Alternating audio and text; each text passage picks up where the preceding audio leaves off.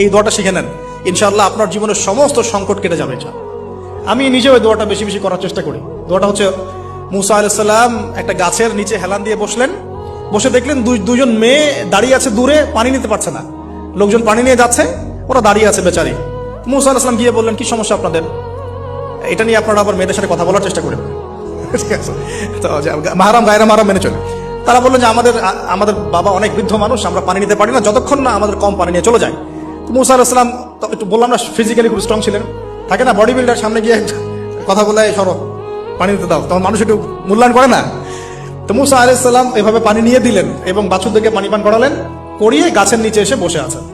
বসে বসে তিনি দোয়া করছেন, এই যে দোয়াটা তিনি দোয়া করছেন, রব্বি, একটা নেক কাজ করলেন, নেক কাজ করলেন না, মানুষের উপকার করলেন, নেক কাজ করে এসে গাছের নিচে বসে দোয়া করছেন, আল্লাহ এখানে তো আমার খাবার পানি বাসস্থান কিছুই নাই, আমি কি করব?